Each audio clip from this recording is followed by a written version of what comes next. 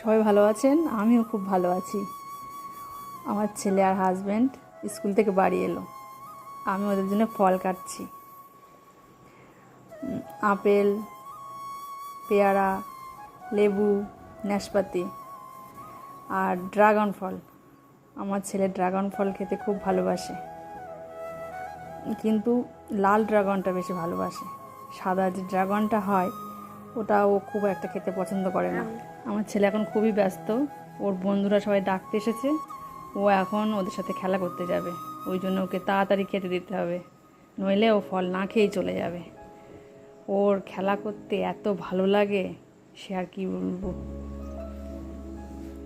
এবার চলে আসলাম রাতের ডিনারের জন্য রান্না করতে। আজকে আমি বানাবো সাদা আলুর দম। তার জন্য আমার আলু লাগবে, ক্যাপসিকাম, টমেটো, ওগুলোকে ভালো করে কেটে নিলাম।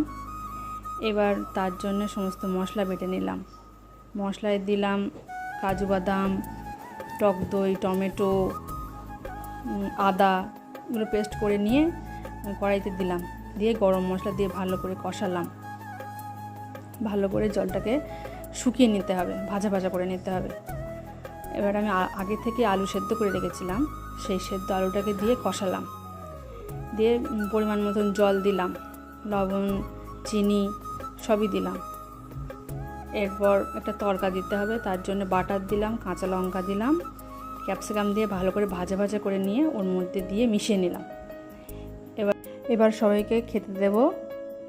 আবার পরে কথা হবে। আজকের মতো টাটা।